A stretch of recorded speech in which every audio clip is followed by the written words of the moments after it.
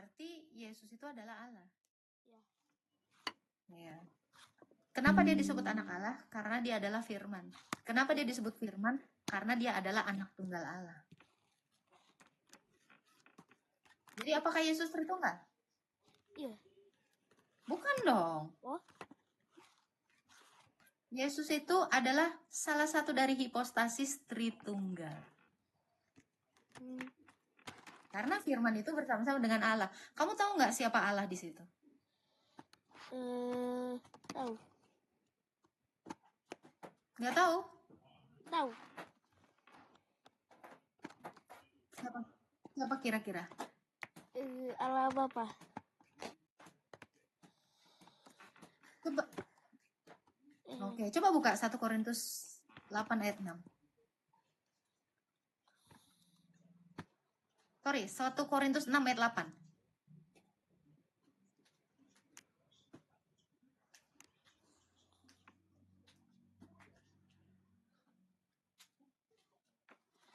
Tetapi kamu tidak kira dan kamu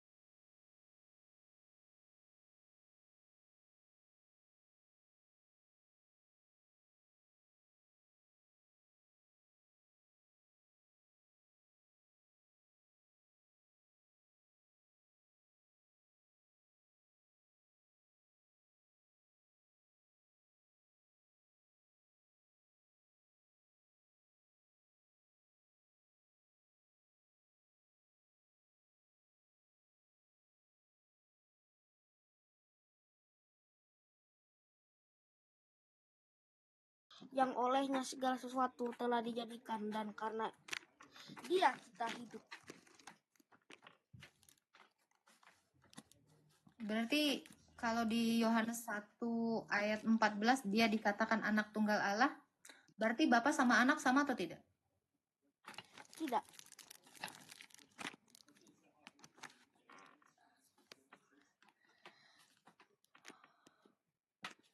Halo, halo. Suara aku ada nggak? Halo? Ada? Halo, suara aku ada nggak? Ada? Ada. Oke. Kalau di Yohanes 1 ayat 14, Yesus itu adalah anak tunggal Allah. Di 1 Korintus 8 ayat 6, Bapa itu bukan anak. Berarti Bapa dengan anak sama nggak? Enggak. Beda.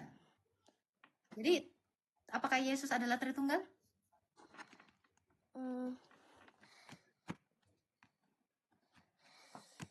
Iya. Bukan, yang Tritunggal itu adalah Bapa. Sebab firman itu ada di dalam Bapa, Roh Kudus itu ada di dalam Bapa. Jadi Allah Tritunggal itu adalah Bapa.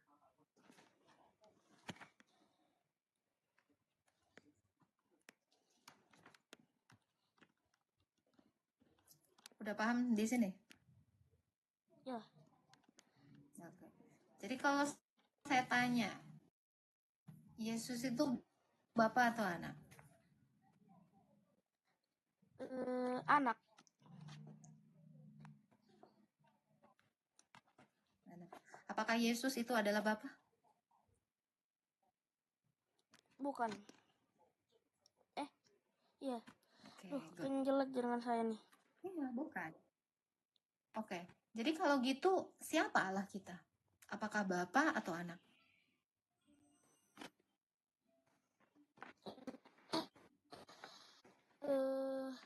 anak. Bapa itu Allah. Tadi, namun bagi kita hanya ada satu Allah saja, yaitu Bapa.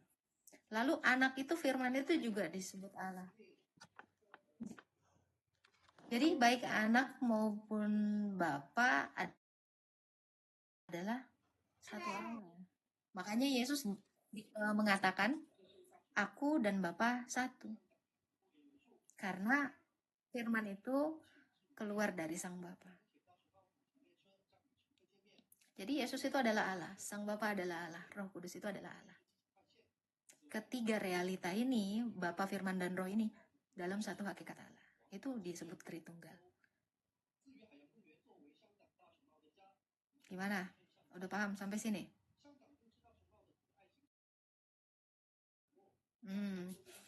Jadi Allah kita siapa?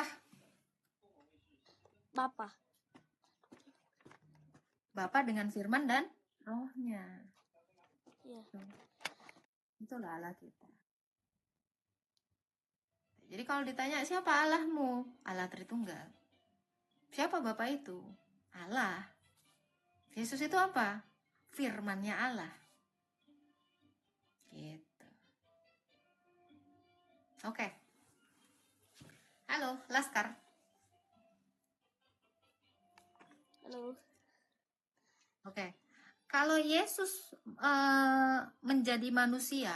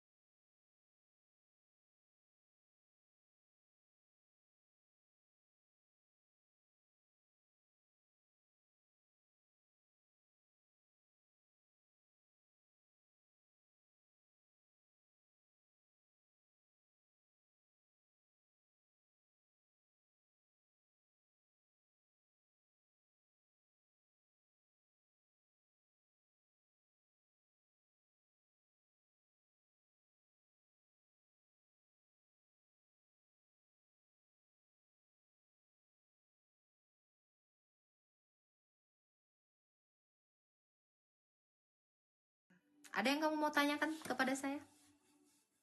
Hah? Oke, kalau saya bertanya boleh?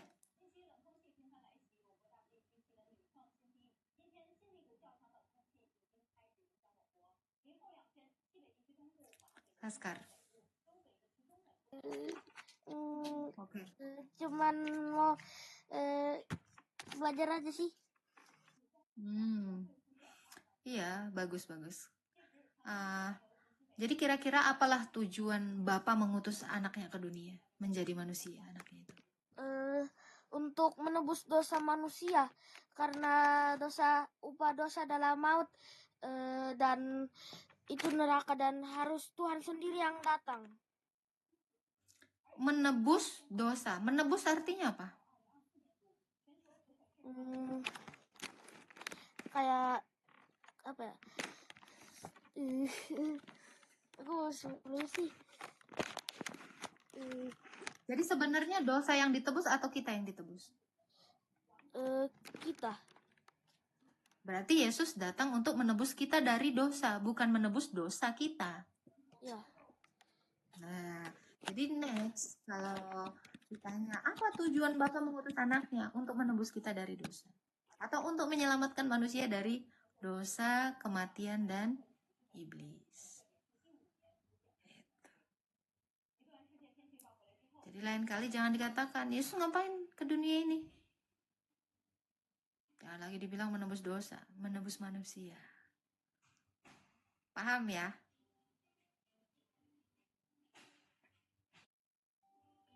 Oke. Kalau saya tanya lagi gimana? Boleh?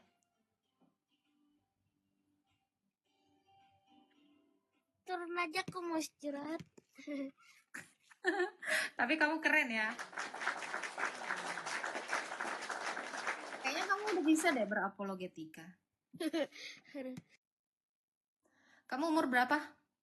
10.000 tahun. Wow. Ini kamar bahaya. Kalau aku sebut Wow. langsung. Iya, 10.000 tahun ya. Udah jadi fosil juga harusnya ya. Ya.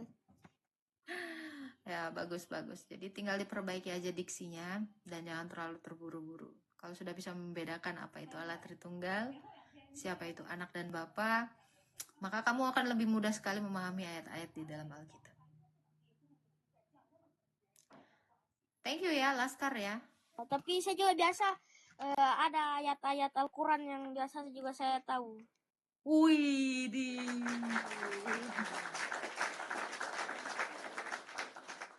kenapa? Kok kamu bisa tahu?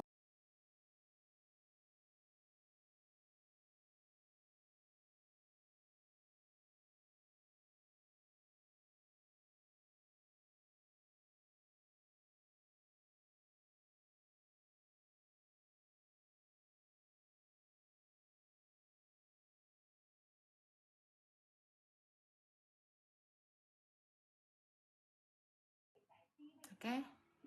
Dan sekolah dulu yang benar. Ya. Ya. Aku lagi libur. Oh ya, libur. Ya. Keren. Kamu nggak pengen main Mobile Legend gitu kah? Atau Enggak ah. Fire gitu? Lebih bagus Enggak. lihat debat ya? Ya. Ikut debat. Apa cita-citamu?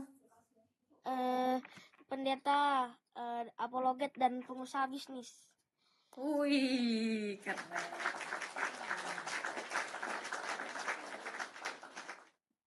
Tapi kalau apologet itu bukan cita-cita. Apologet itu adalah panggilan dirimu sebagai seorang Kristen. Kewajibanmu sebagai seorang Kristen itu adalah berapologetika. Tapi kamu yakin mau jadi pendeta? Iya, soalnya untuk melanjutkan kan bapak saya juga pendeta. Wes, keren. Tapi pendeta itu nggak banyak uangnya loh. Kamu yakin mau jadi pendeta? Kenapa? Gara-gara apa? Apa? Selain meneruskan bapakmu gitu loh. Profesi Agar bisa bapakmu apa? menyelamatkan jiwa-jiwa yang di luar sana. Wih. Keren. Iya dong, karena kita sebagai orang Kristen memiliki tanggung jawab untuk menyelamatkan teman-teman sesama manusia kita juga. Supaya jangan kita aja yang selamat. Kan kadrun-kadrun juga harus kita selamatkan. Dari penipuan-penipuan ilah-ilah palsu, ya kan? Ya, karena mereka sudah tertipu dengan Muhammad.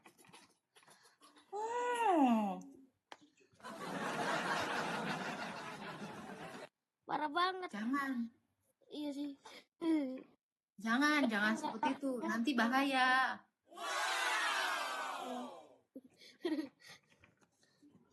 Ya.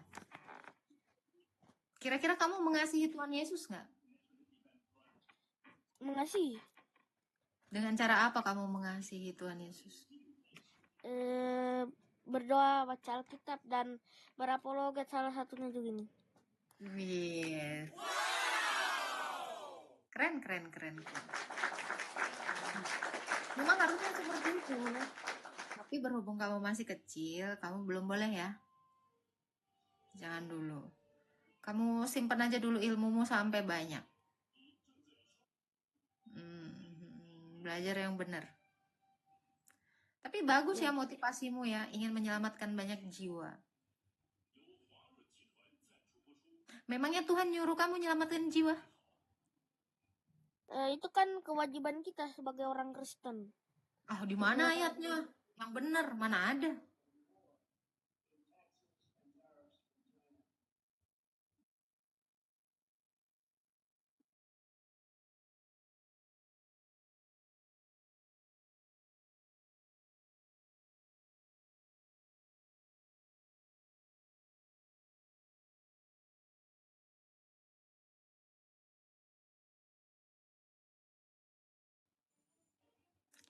Kita tahu mereka itu dalam kondisi dalam kegelapan.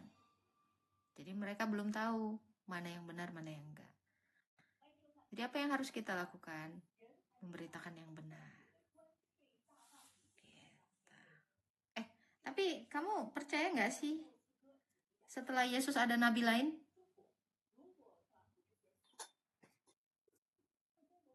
Apa Yesus itu nggak mengutus nabi lain? Enggak. Oh ya? Jadi kalau ada nabi-nabi yang mengaku-ngaku diutus Tuhan Yesus, gimana itu? Ya sesat. Kan sesat.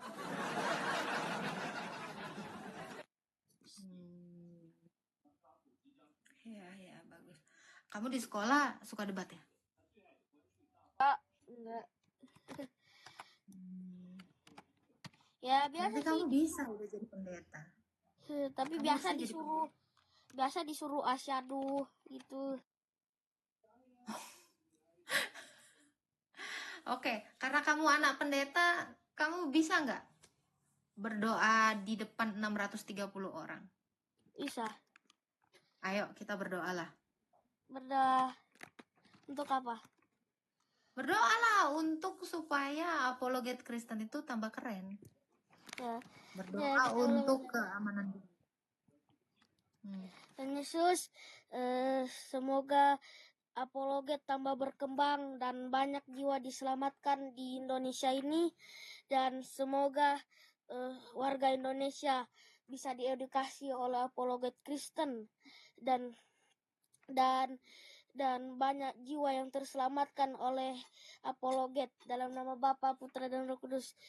Itu Yesus saya, amin. Oh, amin.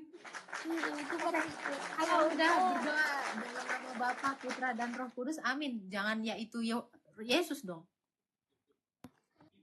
Iya, jadi kalau sudah mengatakan dalam nama Bapa, Putra, berarti itu sudah bicara tentang Yesus. Dan Roh Kudus, amin. Sampai situ aja. Ya, itu Yesusnya nggak usah. Ya. Kalau kamu nanti mengatakan Tritunggal itu adalah Yesus, kamu masuk dalam kesesatan lagi nanti. Tapi keren loh kamu. Ya, thank you ya udah berdoa untuk apologet Kristen. Semoga semuanya sehat-sehat dan baik-baik saja. Semoga makin banyak yang diselamatkan, itu bagus sekali. Doa yang tulus dari Laskar Kristus ya. Ya. Kamu keren sekali. Kamu layak mendapat bintang seharusnya.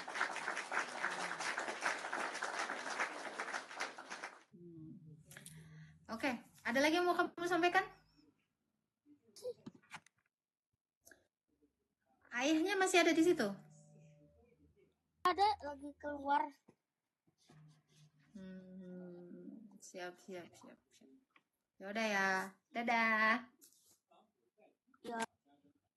Ya, Tuhan memberkati. Ya.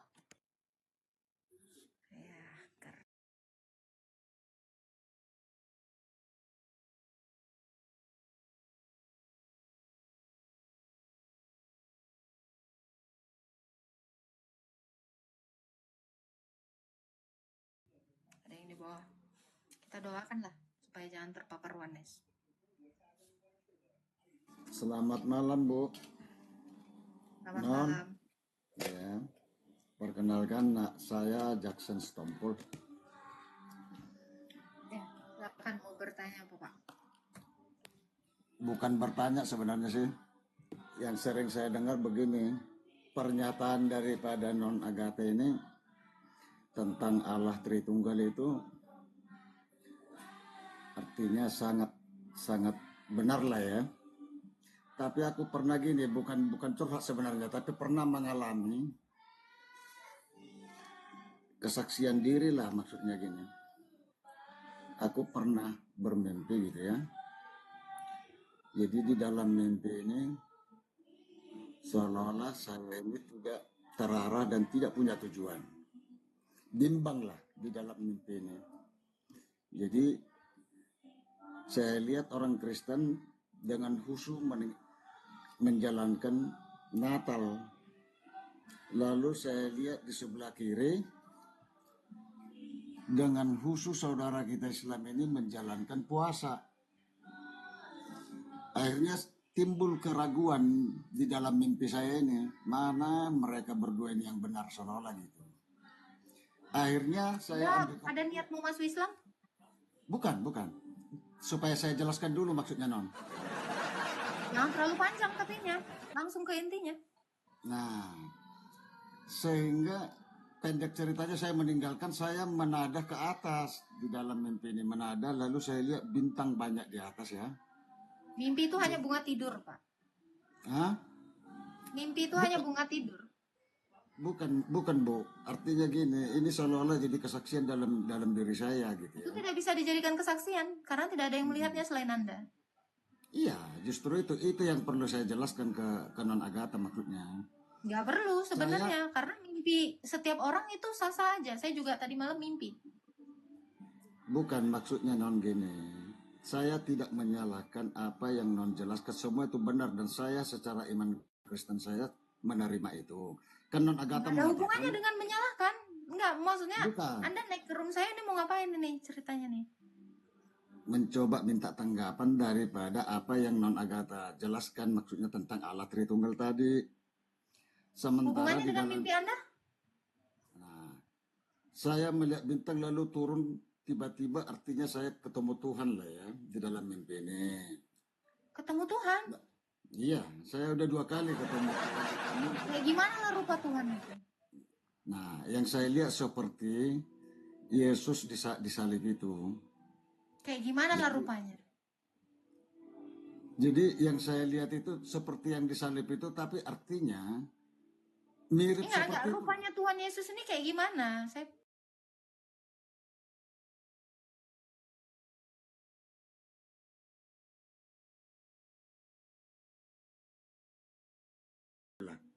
Lalu saya bertanya, itu mah Bapak kebayang nonton film. Bukan bukan, seperti itu tampang Yesus. bukan non. Jadi coba didengar dulu nanti baru ada tanggapan, itu maksud saya. Soalnya realita di dalam hidup saya non, maksudnya gini.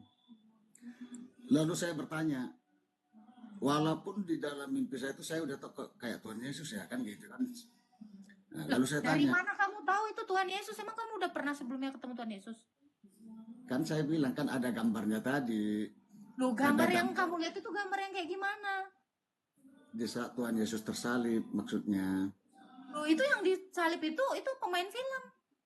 Nah, itulah Itu makanya bukan saya Tuhan bilang. Yesus.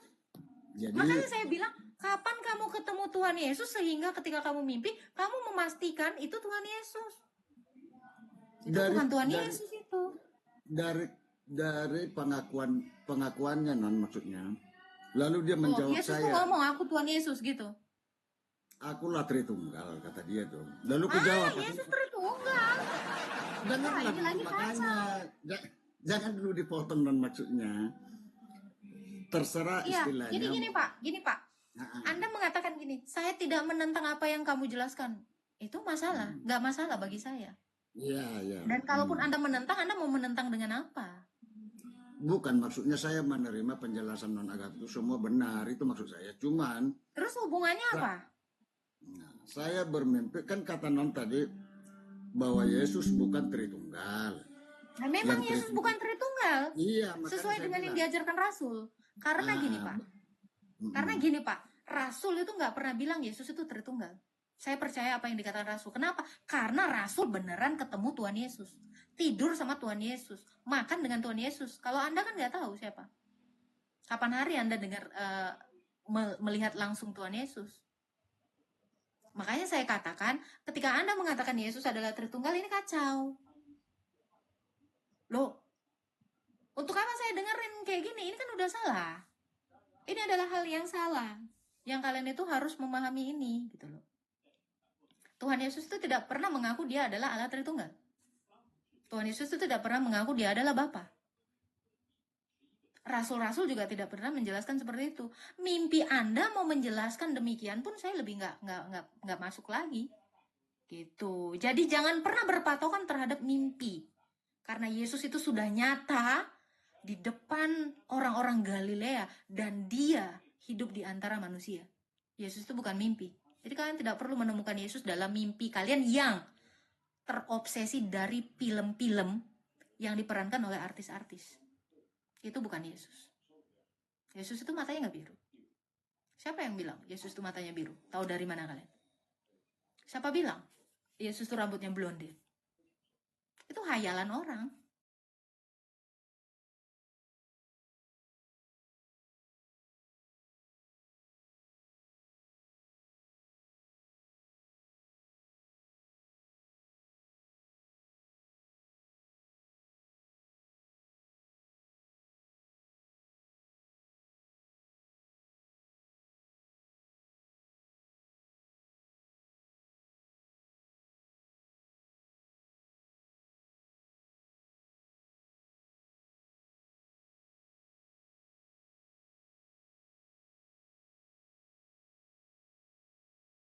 Lu hargain,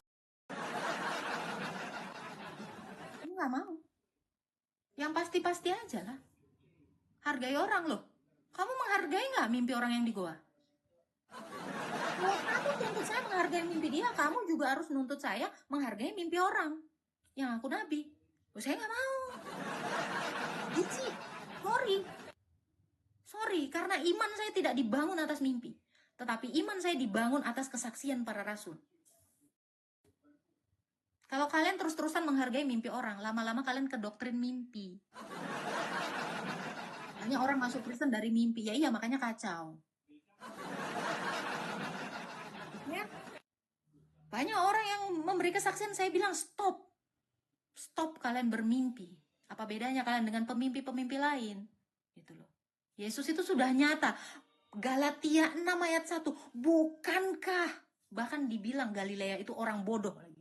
Hai orang-orang Galilea yang bodoh. Bukankah Yesus itu telah nyata dilukiskan di depan matamu? Ngapain kau pakai mimpi? Gak perlu. Saya bukan tidak menghargai. Tapi saya tidak setuju dengan kesaksian-kesaksian kalian yang orientasinya dari mimpi. Gitu. Ya. Jadi kalau Anda mengatakan Tritunggal itu adalah Yesus, kalian ini kenal Yesus dari mana?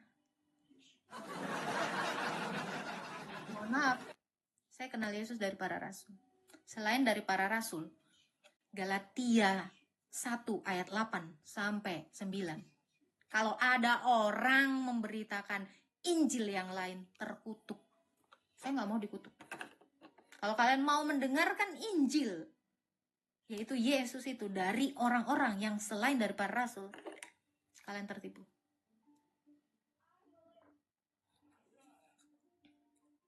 Saya nggak menghargai mimpi, kenapa? Ya karena itu. Saya juga harus menghargai mimpi orang lain. Saya nggak suka itu. Silakan, my pray. Halo. Shalom Kak, selamat malam. Halo. Ya, kebetulan ini bisa ketemu Gurunda. Saya bukan gurunda, saya murid. Ya, Kak, tentang bahasa roh Kak. Bahasa roh yang benar itu menurut Kak Umul itu seperti apa Kak? Gitu. Saya tidak akan mengajarkan bahasa roh menurut saya, tetapi menurut Alkitab dan menurut Rasul bagaimana? Saya nggak mau menjelaskan Alkitab itu dari perspektif saya. Saya harus menjelaskan Alkitab berdasarkan perspektif Alkitab.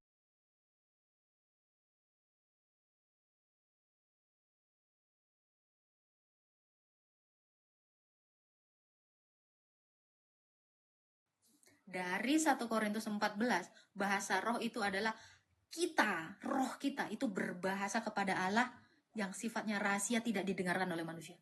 Hanya ada dua, glosolalia dan senolalia. Hanya itu yang diajarkan para rasul. Ya Kak. Karena jadi selain itu bukan bahasa roh. Mungkin bahasa roh halus bisa jadi. Atau bahasa roh pemecah bisa jadi. Tetapi Roh Kudus tidak mengajarkan yang demikian. Ya. Dan kedua Kak, kapan kita bisa berbahasa roh? Karunia. Kalau bahasa roh itu adalah karunia yang diberikan Allah kepada orang-orang tertentu. Lu mau ngarep apa? Sekarang saya tanya, murid Yesus hanya 12. 70 dan 1, atau murid Yesus itu ribuan. Ribuan Ada toh? 12. Ya. Oh iya, Oh, hanya ribuan. 12. Ya, ya, ya. Ini murid Kak, Yesus sorry, loh. sorry. Ya, Semua kita yang percaya kepada Yesus ini murid Yesus loh. Matius iya 28 betul. ayat 19. Jadikan semua bangsa muridku. Berarti kita ini muridnya Yesus. Sekarang saya tanya, yang memiliki karunia berbahasa roh itu adalah para rasul. Sekarang saya tanya, apakah Bunda Maria juga menerima karunia berbahasa roh?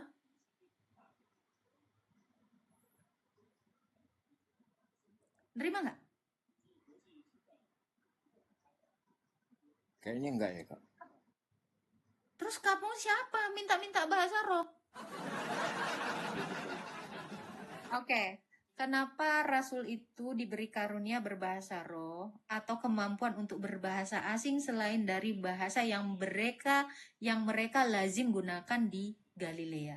Kenapa? Untuk penginjilan ke seluruh bangsa. Makanya kan perintah Yesus, pergi dan jadikanlah semua bangsa muridku. Kalau para rasul itu atau beberapa dari rasul itu pergi ke Mesir, mungkin nggak orang Mesir mengetahui bahasa mereka?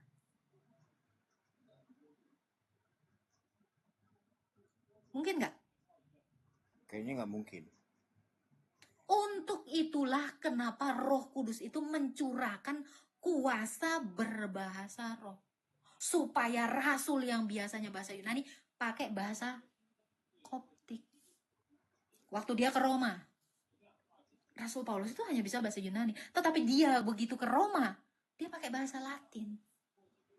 Jadi apa tujuan Allah memberikan karunia berbahasa roh? Untuk penginjilan. Kalau untuk kamu dikasihkan bahasa roh, sementara lingkunganmu orang Indonesia, apalah gunanya? Saya tanya kamu, waktu kamu di gereja, semua orang yang di gereja itu orang Indonesia atau orang apa? Iya, orang Indonesia, Kak. Perlu nggak kamu dikasih bahasa Itali? Nggak perlu. Perlu nggak kira-kira? Nggak perlu. Loh, jemaatmu cuma orang Indonesia kok. Terus kamu dikasih, oh, Tuhan berikan aku karunia berbahasa Itali. Untuk apa? Orang Indonesia juga nggak ngerti bahasa kau. Jadi karunia itu ada gunanya.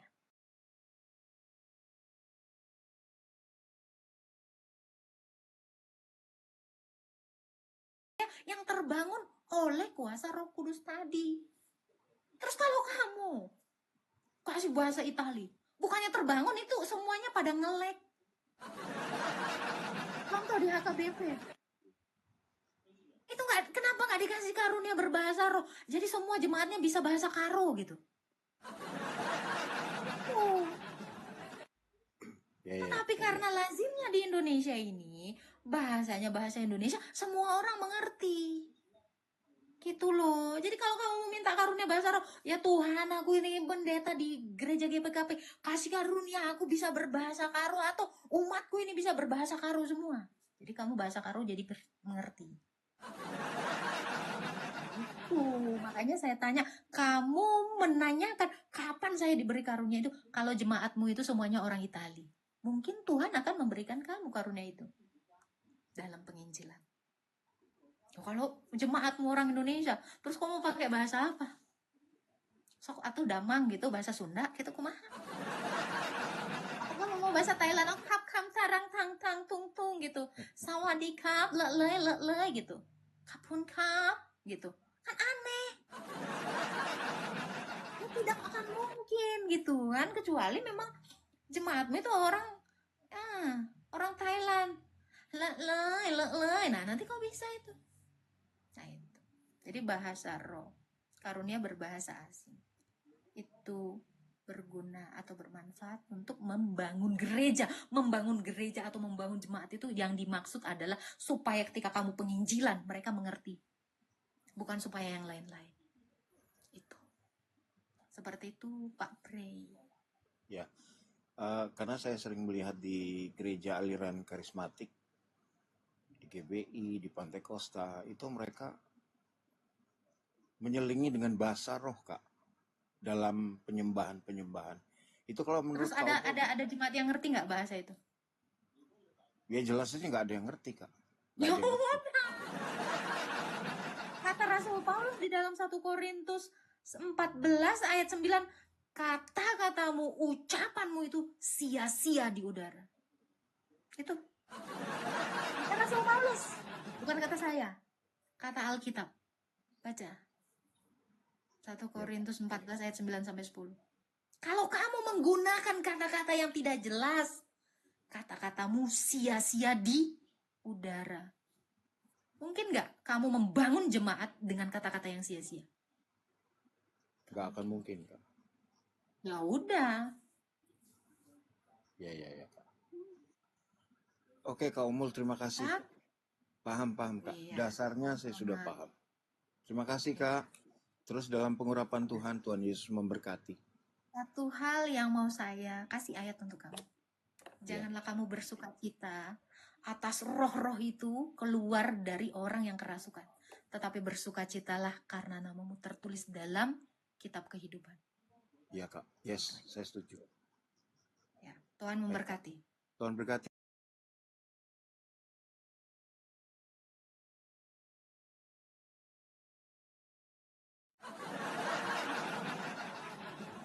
Saya nggak punya YouTube, saya nggak punya IG, saya nggak punya apapun.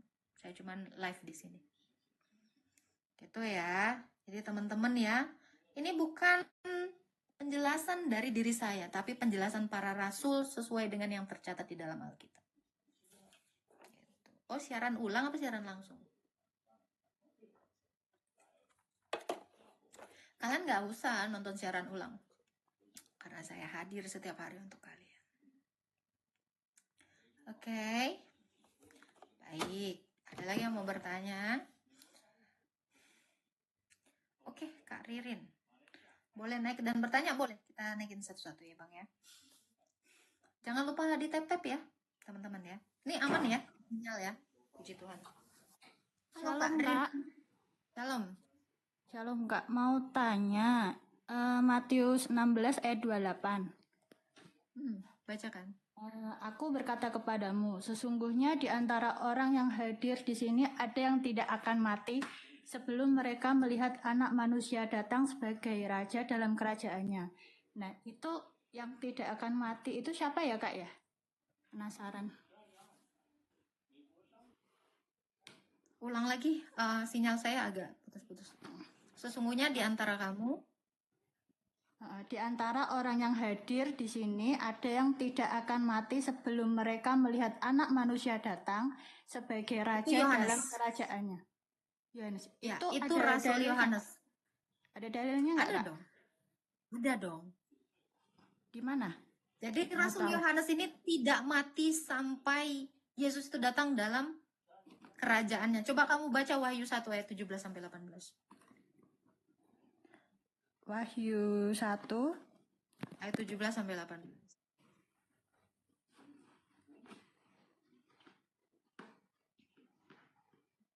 Bentar ya, Kak. Aduh. Wahyu 1 ayat 17 sampai 18. Ketika aku melihat dia, tersungkurlah aku di depan kakinya sama seperti orang yang mati. Tetapi ia meletakkan tangan kanannya di atasku, lalu berkata, jangan takut, aku adalah yang awal dan yang akhir. 18. Dan yang hidup. Aku telah mati, namun lihatlah, aku hidup sampai selama-lamanya, dan aku memegang segala kunci maut dan kerajaan maut. Oke.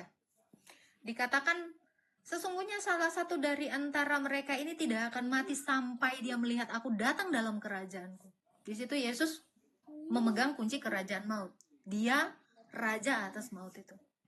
Dan Rasul Yohanes itu satu-satunya rasul yang tidak mati sampai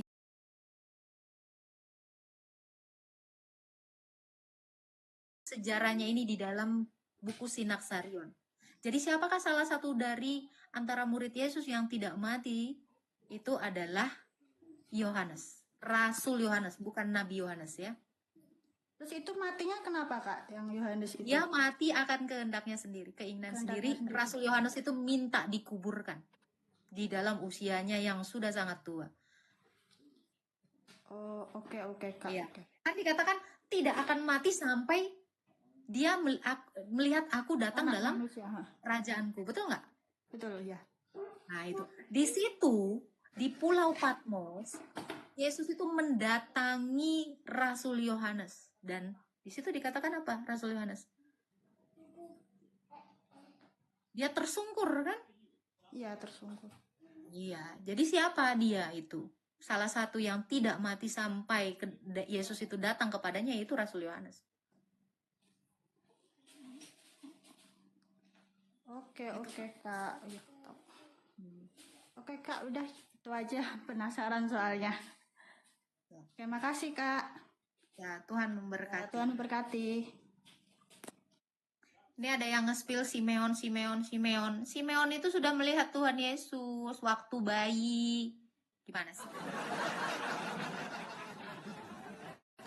Simeon itu adalah salah satu dari 72 tua-tua yang menerjemahkan kitab Perjanjian Lama itu dalam bahasa Yunani gitu. Simeon itu mati ketika Yesus berumur 8 hari. Nah, kapan hari timelinenya Yesus bilang, sesungguhnya di antara kamu tidak akan mati sampai dia melihat aku datang dalam kerajaanku. Ya bukan Simeon lah. Yesus aja kisahnya dia waktu ngomong gitu Simeon udah meninggoy. Kalian itu baca Alkitab itu lihat timelinenya. Bukan Henok ya Kak, bukan. Henok dan Elia itu di Wahyu 11, 2 orang saksi menjelang hari Tuhan yang dahsyat itu. Itu. Jadi dibedakan. Baca dicampur aduk. Gimana sih? Seperti itu. Alkitabnya Paulus ya iya udah nggak apa-apa. Alkitabnya Paulus terus lu sibuk apa? Lu sirik banget. Tuh, silakan Bang Jimmy Sinambela. Selamat malam, shalom buat teman Emburhan. Ya, Umul KWH.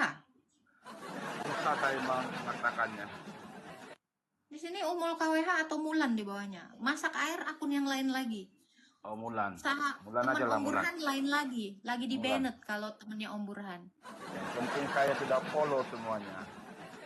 Bagus, silakan Bang mau bertanya apa? Oke, saya mau tanya begini.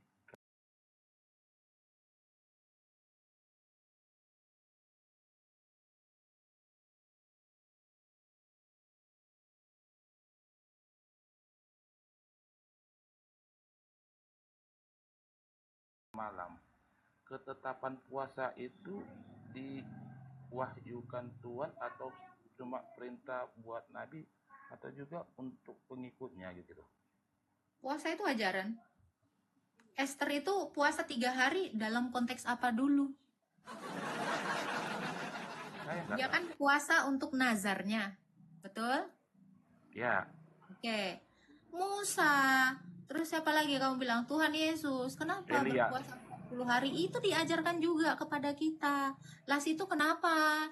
Kalau Tuhan Yesus puasa 40 hari, situ kenapa kagak puasa, Bambang? Puasa itu bahkan ada ayatnya ya. Latihan tubuh atau gimnastik itu berguna untuk roh kita gitu loh. Dan latihan roh itu berguna untuk masa yang akan datang. Nah, itu yang dikatakan latihan tubuh atau gimnastik itu puasa. Kita berpuasa untuk melawan segala keinginan-keinginan daging kita. Jadi di dalam kalender gereja sampai sekarang ini bahkan sudah dilakukan puasa. Puasa sebelum Natal itu 30 hari. Ini ajaran. Ya, bukan ketetapan sebelum Tuhan. Yesus itu. Ini ketetapan. Ini ada di dalam kalender gereja. Jadi ini ketetapan harus dilakukan. Dan 40 hari itu sebelum Paskah. Itu kan ada ajarannya juga harus berpuasa. Itu semua harus kita lakukan. Tetapi kalau kamu tidak melakukannya kamu tidak dosa. Rugi doang. Ruginya apa? Kamu tidak bisa melatih dirimu. Gitu. Kenapa? Kalau dikatakan nggak wajib, siapa bilang nggak wajib? Wajib. Karena kewajiban kita berpuasa itu adalah untuk Allah kita. Maka kita itu harus melakukannya. Jadi kalau kamu mengatakan itu tidak wajib loh, kewajiban manusia itu adalah haknya Allah.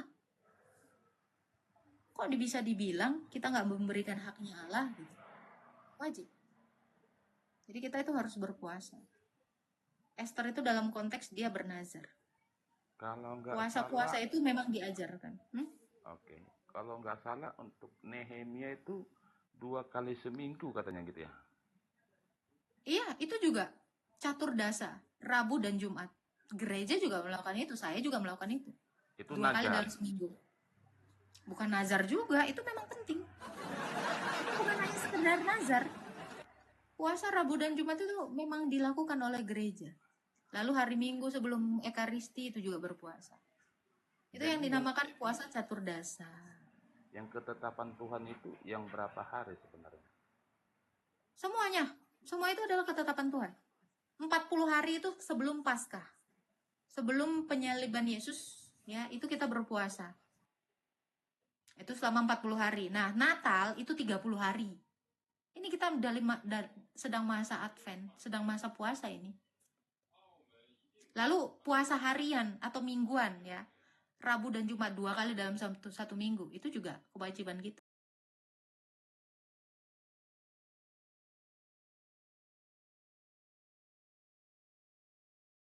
Sebagai orang Kristen berpuasa. Gitu. Jadi apakah itu ajaran? Ajaran. Semuanya itu ajaran. Satu pertanyaan terakhir supaya yang di bawah juga bisa kesempatan naik untuk bertanya. Ketetapan Tuhan hari Sabat adalah untuk dikuduskan. Kenapa Tuhan itu bekerja pada hari Sabat? Apakah dia melanggar ketetapannya atau bagaimana? Bagaimana bisa Tuhan melanggar hukumnya sendiri? Dia adalah Tuhan atas hari Sabat. Bolehkah seorang Tuhan melanggar hukumnya sendiri? Di mana Yesus melanggar hukum Taurat? Tidak menguduskan hari Sabat. Saya mau tahu. Dia bekerja menyembuhkan orang sakit kusta atau lumpuh itu. Itu memang diperbolehkan. Untuk menyelamatkan nyawa orang, itu memang diperbolehkan. Walaupun hari Sabat. Bahkan di orang Yahudi sekarang ini, hari Minggu, dinas kesehatan itu tetap buka, tetap melayani. Kata Yesus apa? Tidakkah lebih baik kamu menyelamatkan orang mati? Jadi apakah Tuhan Yesus melanggar hari Sabat? Enggak. Karena menyelamatkan nyawa itu adalah keutamaan di dalam iman Kristen. Yesus menyembuhkan itu. Lalu bagaimana dengan orang, itu kan konteksnya adalah dia berselisih paham dengan orang-orang Farisi. Orang-orang Farisi itu kan lagi mau mencobai dia dengan mengatakan, kenapa kamu menyembuhkan di hari Sabat? Lah, bagaimana kalau ada anak lahir tepat hari Minggu ke-8 itu, ke-8 hari itu, mereka itu harus disunat pada umur 8 hari. Itu konteksnya. Karena orang-orang Farisi itu pernah menyunatkan anak umur 8 hari itu jatuhnya di hari Minggu. Itu konteksnya. Makanya Yesus bersoal jawab dengan mereka. Kamu aja bisa menyunat hari itu, hari Sabat. Kenapa aku menyembuhkan orang tidak bisa? Itu kata Yesus. Karena setiap orang Yahudi saat itu, kalau dia tidak menepati janjinya, anak umur 8 hari tidak disunat, anak itu dibunuh. Sama seperti anak Musa, hampir dibunuh kan? Nah itu. Oh iya, satu lagi ini pertanyaan terakhir yang sering saya dengar perdebatan antara Islam dan Kristen. Untuk Kristen awam itu sering yang ditanyakan, kenapa lebih berkuasa Paulus daripada Yesus tentang pembatalan hukum Taurat? Di mana hukum Taurat itu? Saya nggak tahu di mana dibatalkan si Paulus hukum Taurat. Rasul Paulus tidak membuat itu. Malah di dalam Kisah Para Rasul dikatakan kami malah meneguhkannya.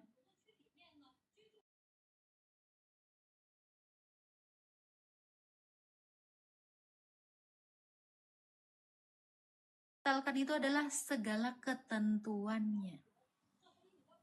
Taurat yang tadinya hanya untuk Israel, sekarang untuk segala bangsa. Jadi apakah Rasul Paulus membatalkan Taurat? Enggak.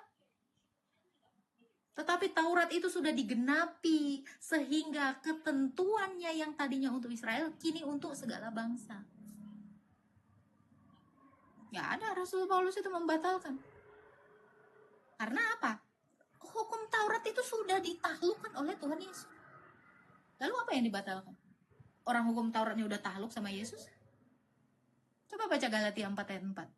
Setelah genap waktunya, Allah mengutus anaknya yang lahir dari seorang perawan dan takluk terhadap Taurat. Hukum Taurat, Kalau ya. Yesus sudah menaklukkan hukum Taurat itu, maka hukum yang paling sempurna itu adalah apa? Hukum kasih. Tuh, hukum Taurat itu hukum kasih loh.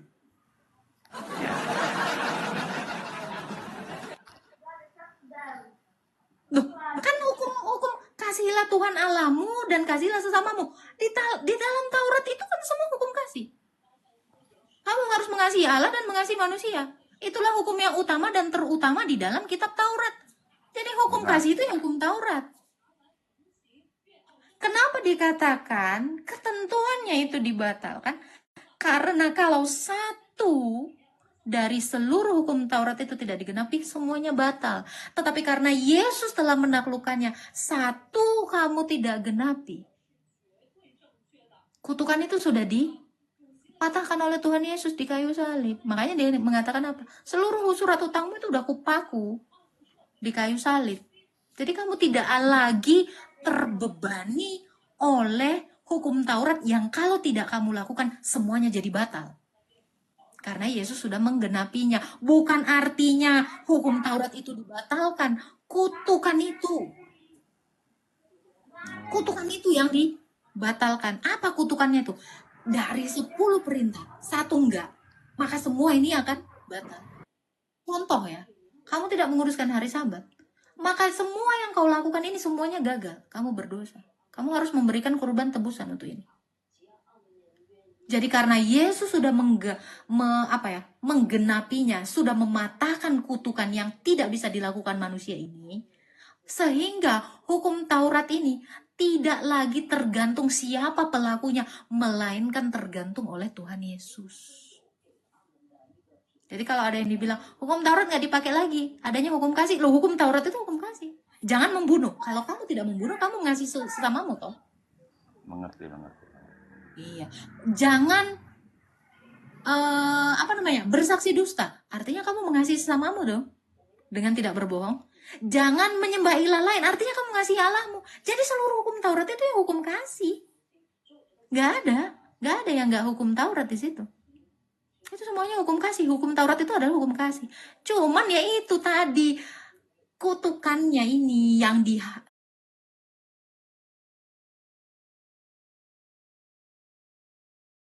manusia pun yang bisa melakukan ini.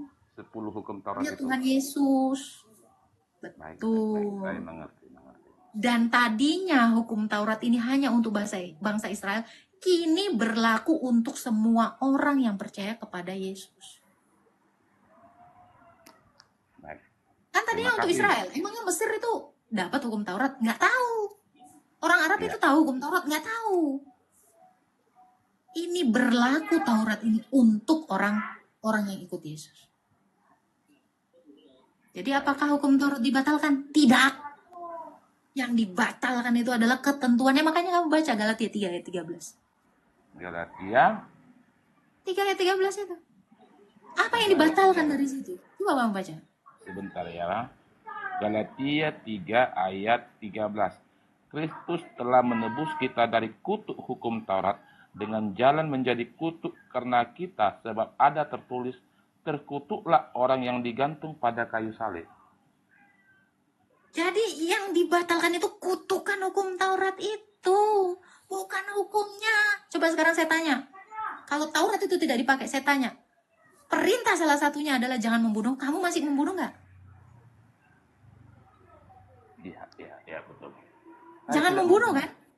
Kamu Iya, tidak jangan membunuh. membunuh. Artinya apa? Iya. Kamu melakukan Taurat. Ya.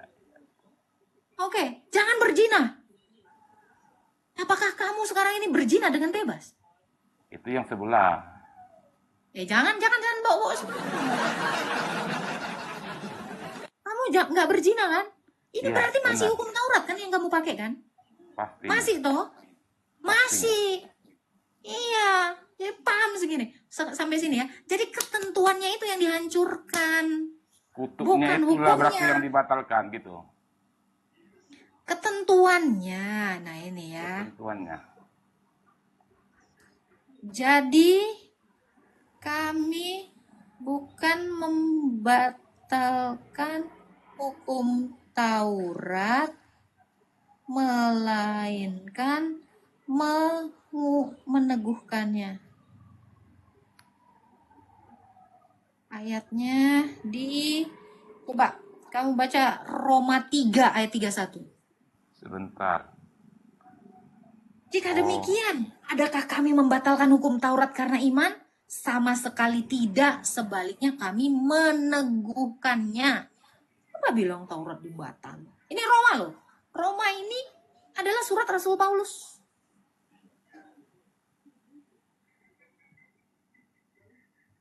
Ketemu? Roma 3 ayat 31. ayat 31. Oke. Jika demikian, adakah kami membatalkan hukum Taurat karena iman? Sama sekali tidak.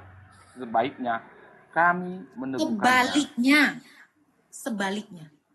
Ya, benar. Jelas itu jawabannya. Nah udah, itu Paulus yang ngomong. Bukan saya. Jadi adakah hukum Taurat itu?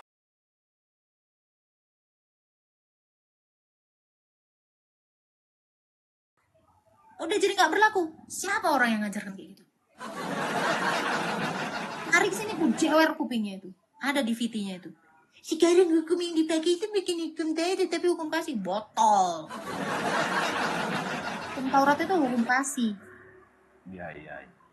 Nah, jadi siapa lagi yang bilang itu dibatalkan ketentuannya yang tadinya untuk bangsa Israel, kini untuk siapa saja yang percaya kepada Yesus, dan kutukan itulah yang dihancurkan.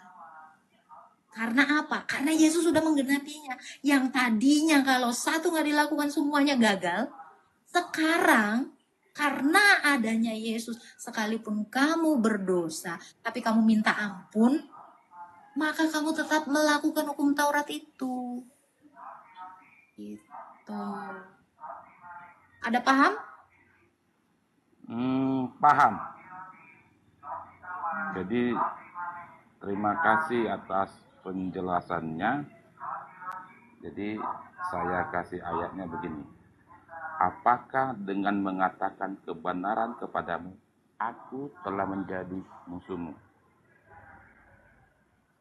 Terima kasih dan selamat malam. Itu ayat saya, jangan kau pakai ayat-ayat yang kepopuleran itu. Namanya kan saya lebih rendah karena saya yang bertanya. Begitu loh.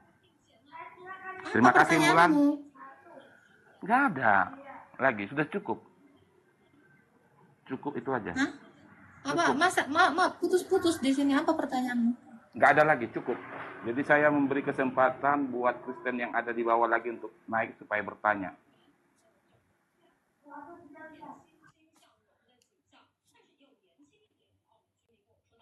Alah, banyak kali ceritamu ah. Ada pula sari roti tadi bunyi.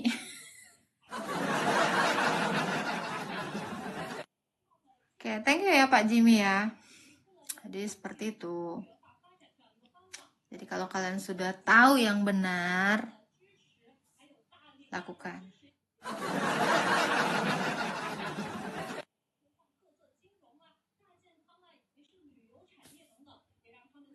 Jadi hukum Taurat itu tidak berlaku lagi. Ada memang yang ngajarin gitu. Gue lihat TV-nya juga sok-sokan, nggak tahu apa-apa. Pandai-pandai cuap-cuap. Halo Jack. Assalamualaikum. Halo. Ya, silakan mau bertanya apa? Iya, Bu. Halo malam. Assalamualaikum. Ya, silakan Pak.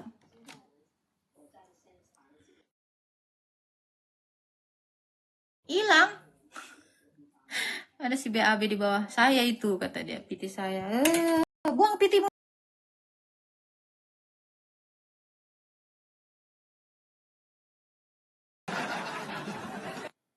Jangan seperti itu.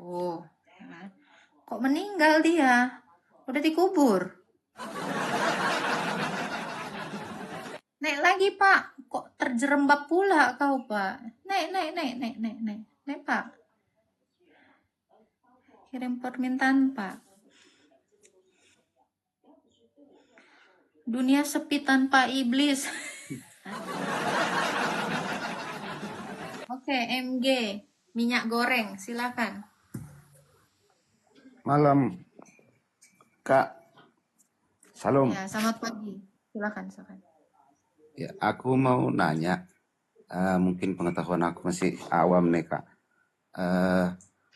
Kan orang bilang yang sudah meninggal itu sudah tidak ada hubungan yang sama yang hidup.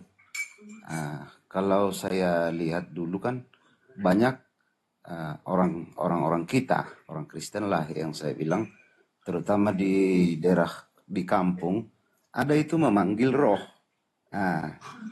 Ternyata sekarang kan itu dibilang itu bukan roh nenek moyang. Sebentar bang. BAB naik dulu, aku mau ke toilet BAB. Lanjutkan bang, aku dengerin ya. Silakan. Tapi aku ke toilet dulu bentar. Silakan bang. Ya, ternyata kan dibilang itu bukan roh nenek moyang kita, tetapi itu adalah roh iblis. Mungkin itu yang mau saya tanyakan, Kak. Bentar ya, aku ke toilet dulu. Coba ulang lagi pertanyaanmu. Tentang roh yang meninggal itu, Kak. Kalau kita yang setahu kita kan itu sudah tidak ada hubungannya. Tetapi orang dulu banyak yang memanggil roh nenek moyangnya.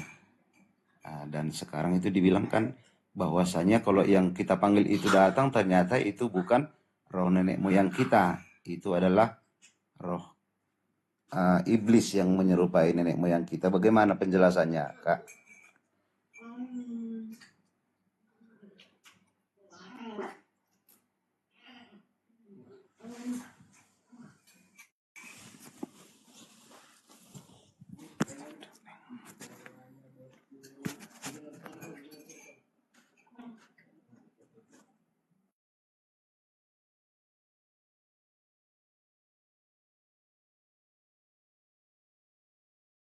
Oke.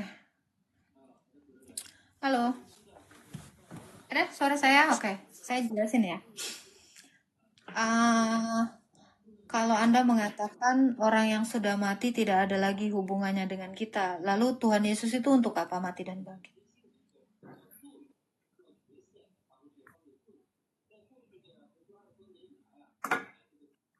Halo, Pak MG. Ya. Kalau Anda mengatakan orang hidup dengan orang mati tidak ada lagi hubungannya, lalu untuk apa Tuhan Yesus itu mati dan bangkit?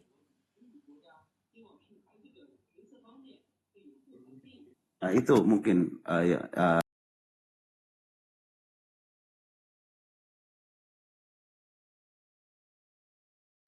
ayat 25 ini adalah ayat yang sering saya populerkan. Semua orang yang percaya kepada Yesus, mereka tetap hidup walau sudah mati. Jadi kalau Anda mengatakan orang mati dengan orang hidup itu tidak ada lagi hubungannya, salah. Kalau begitu, untuk apa kesaksian para rasul? Mereka semua sudah mati. Kenapa kesaksian orang mati masih kita pakai?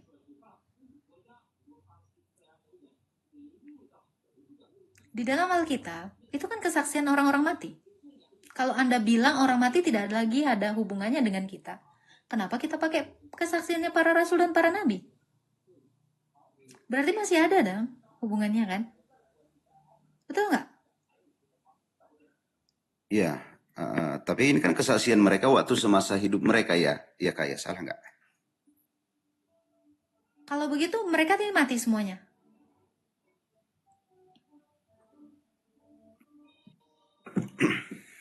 Kalau begitu mereka bukan orang hidup. Ya, secara jasmani mereka kan sudah mati ya Kak ya, belum? Kalau secara jasmani mereka mati, apakah secara rohani mereka juga mati?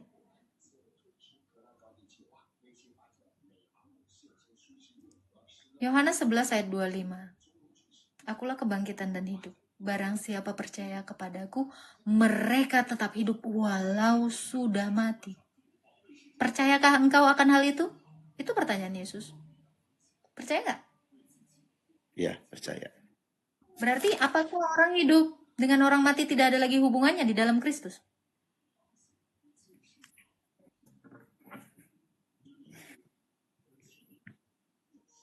Ada dong. Karena mereka semua itu hidup. Itu yang mau saya jelaskan. Jadi untuk orang-orang Kristen yang menjelaskan bahwa orang mati itu udah nggak ada lagi hubungannya dengan kita, itu salah. Mereka tetap hidup, bahkan mereka memandang kita. Dan kalau kita minta bantuan doa mereka pun, itu masih diwujudkan oleh Tuhan Yesus.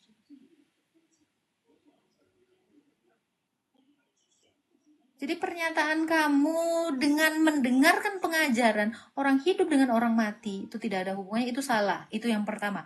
Yang kedua, roh-roh yang kamu kira adalah nenek moyang, sebenarnya itu adalah iblis, itu benar. Karena setiap orang yang mati, satu dibawa ke Tartarus oleh iblis, yang satu dibawa ke Firdaus. Contohnya Lazarus dalam Lukas 16 ayat 19.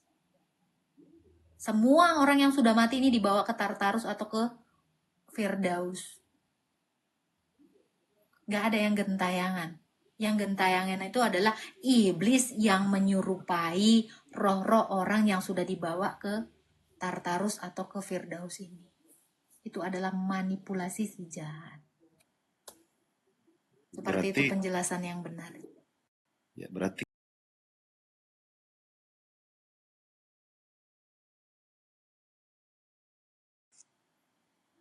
kalau mau dipanggil mau untuk apa? Minta togel. bukan, maksud saya Sekarang itu saya tanya, kamu panggil roh mereka untuk apa?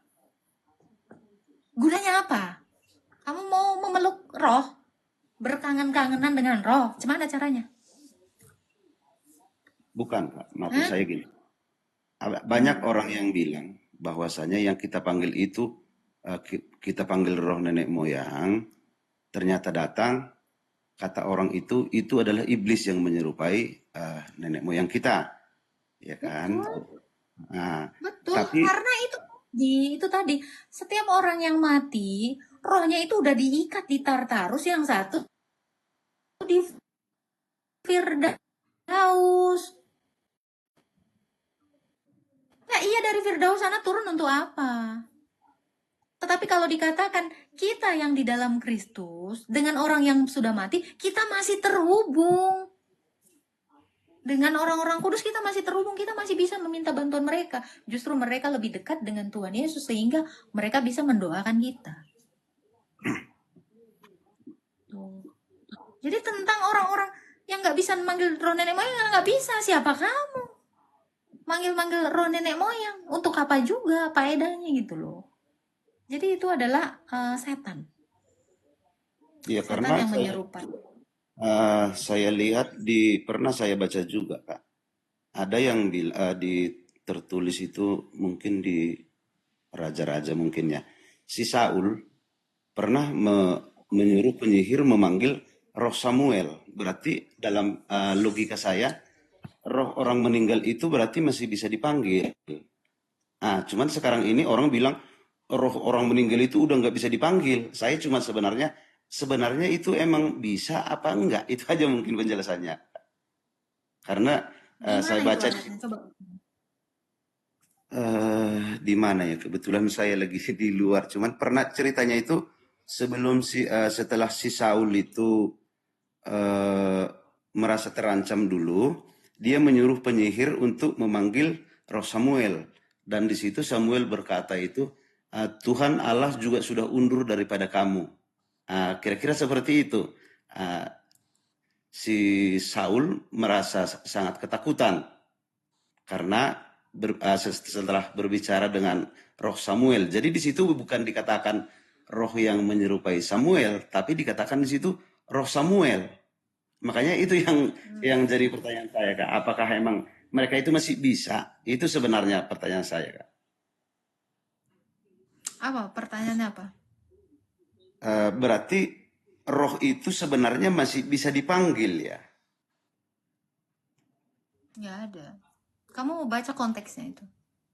Itu bukan rohnya Samuel.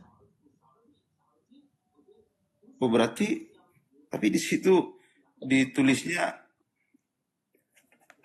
roh Samuel, Coba dibaca. bukan dibilang roh. Coba sebentar.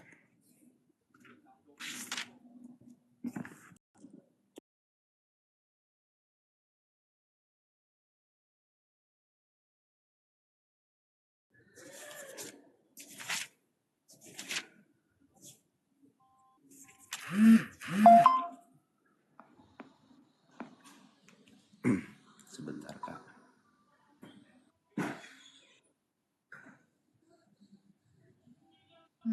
Silakan.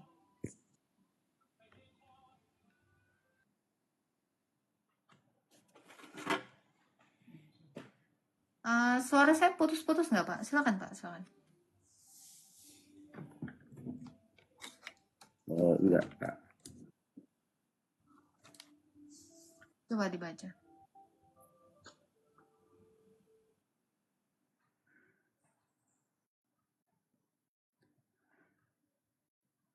Roh Samuel.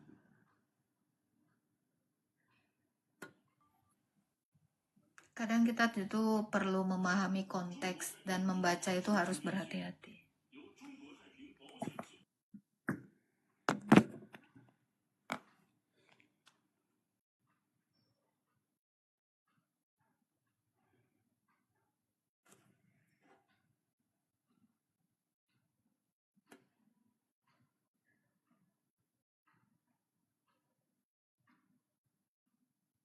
Silakan, Pak.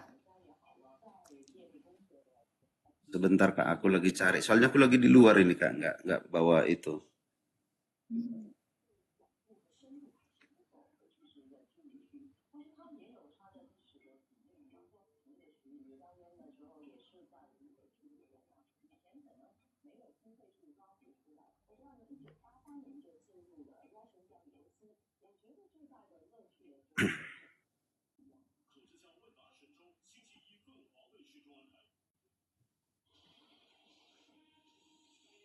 Itu ada yang nge-spill 1 Samuel 28, Pak.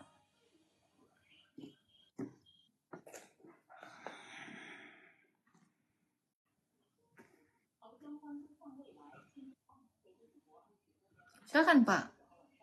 Jadi setidaknya kalau mau bertanya tuh kita juga siapkan gitu. Ya, berapa gitu. Silakan. Ya,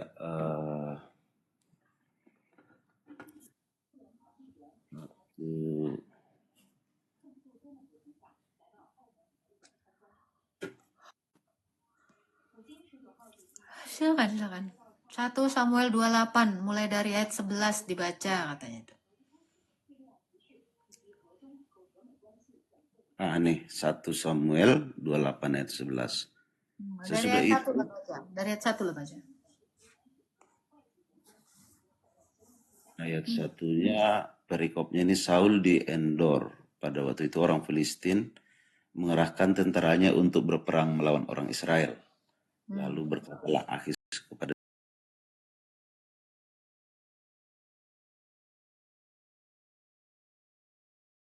aku dalam tentara.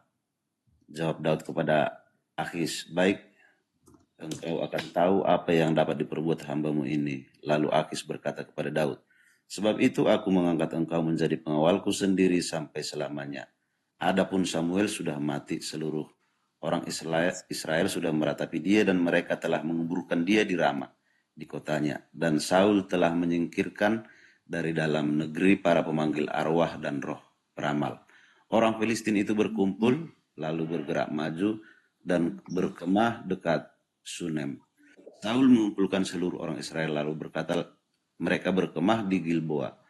Ketika Saul melihat tentara Filistin itu, maka takutlah ia dan hatinya sangat gemetar. Dan Saul bertanya kepada Tuhan, tetapi Tuhan tidak menjawab dia, baik dengan mimpi, baik dengan urim, baik dengan perkataan para nabi. Lalu berkatalah Saul kepada para pegawainya, carilah bagiku seorang perempuan yang sanggup memanggil arwah. Maka aku hendak pergi kepadanya dan meminta petunjuk kepadanya. Para pegawainya menjawab dia, di Enor ada seorang perempuan yang sanggup memanggil arwah. Lalu menyamarlah Saul, ia mengenakan pakaian lain dan pergilah ia dengan 2 orang. Ketika mereka pada waktu malam sampai kepada perempuan itu, berkatalah Saul, cobalah engkau menenung bagiku dengan perantaran arwah, dan panggillah supaya muncul kepadaku orang yang akan kusebut kepadamu. Tetapi perempuan itu menjawabnya, tentu engkau mengetahui apa yang diperbuat Saul, bahwa ia telah melenyapkan dari dalam negeri para pemanggil arwah dan roh peramal. Mengapa engkau memasang jerat terhadap nyawaku untuk membunuh aku? Lalu bersumpahlah Saul kepadanya, demi Tuhan, katanya, demi Tuhan yang hidup, tidak akan ada kesalahan tertimpa kepadamu karena perkara ini. Sesudah itu bertanyalah perempuan itu, siapakah yang harus kupanggil supaya muncul kepadamu? Jawabnya, panggillah Samuel supaya muncul kepadaku. Ketika perempuan itu melihat Samuel, berteriaklah ia dengan suara nyaring. Lalu perempuan itu berkata kepada Saul demikian, mengapa engkau menipu aku? Engkau sendirilah Saul. Maka berbicaralah raja kepadanya, janganlah takut. Tetapi apakah yang kau lihat?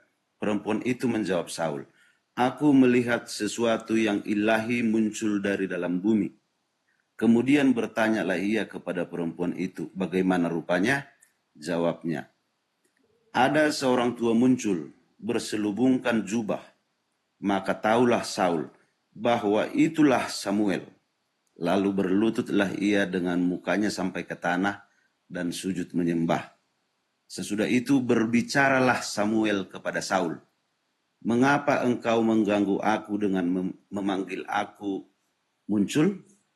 Kata Saul, aku sangat dalam keadaan terjepit. Orang Filistin berperang melawan aku, dan Allah telah undur daripadaku.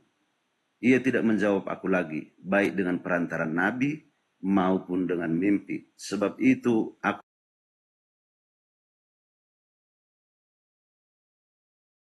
mengapa engkau bertanya kepadaku, padahal Tuhan telah undur daripadamu, dan aku telah menjadi musuhmu? Firman Tuhan telah melakukan kepadamu seperti yang difirmankannya dengan perantaraanku, yakni Tuhan telah mengoyakkan kerajaan dari tanganmu dan telah memberikannya kepada orang lain, kepada Daud. Karena engkau tidak mendengarkan suara Tuhan dan tidak melaksanakan murkanya yang bernyala-nyala itu atas Amalek. Itulah sebabnya Tuhan melakukan hal itu kepadamu pada hari ini. Jadi itu yang saya itu Kak. Di situ kan berbicaralah Samuel, bukan dibilang berbicara roh yang menyerupai Samuel. Makanya saya pikir berarti roh orang meninggal itu juga masih bisa dipanggil. Itu yang mungkin. Tunggu. Yang memanggil itu siapa? Penyihir. Penyihir itu bilang nggak itu adalah Samuel? Dia kan Penyihir itu cuma ngasih tahu ciri-cirinya, terus si Saul menebak itu Samuel. Benar kan? Terus dia bilang gini kan, aku melihat sesuatu yang dari ilahi. Ilahinya kecil nggak di situ? Itu kan si penyihirnya yang bilang. Si penyihirnya aja nggak mengkonfirmasi itu Samuel. Tetapi si Saul sendiri berasumsi itu Samuel. Apa itu Samuel? Samuel kan telah mati dan mereka berduka cita. Samuel sendiri sudah mati, dia tidak pernah lagi datang kepada manusia dan memberi kesaksian, aku Samuel. Betul nggak?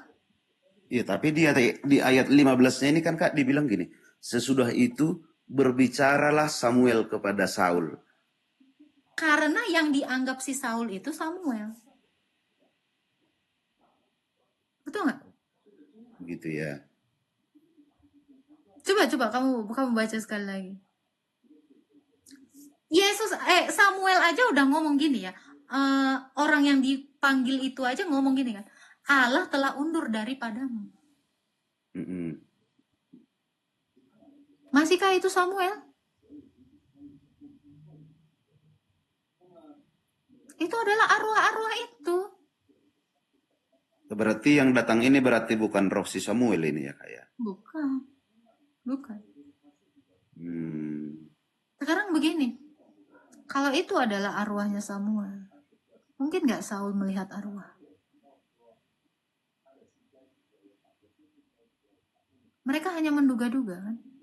Saul itu hanya menduga-duga karena dia sudah kepepet. Iya. Karena dia sudah dikepung.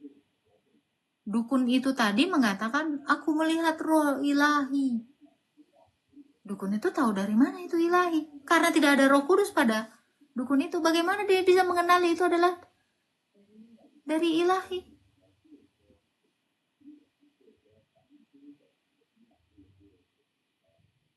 Gitu kan? Oh iya, berarti ini yang bukan roh Samuel berarti ya Kak ya? Aku itu aja sih sebenarnya kemarin masih mengganjal aja sebenarnya.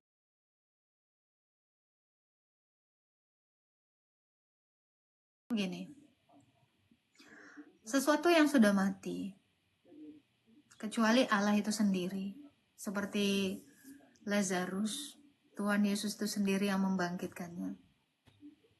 Itu mungkin terjadi. Tetapi di sini dukun yang manggil. Percaya dukun?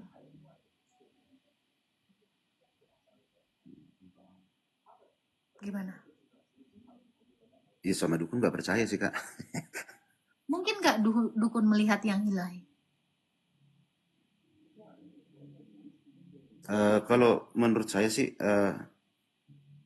mungkin Itu adalah roh-roh yang dikira si Saul itu adalah Samuel, karena si dukun tadi kan menyebutkan ciri-cirinya. Tapi itu Iya. bukan Samuel. Itu yang menyerupai Samuel. Gitu. Iya, Jadi ya. seseorang yang sudah mati itu, dia itu kalau tidak dibawa ke Tartarus ya ke Firdaus.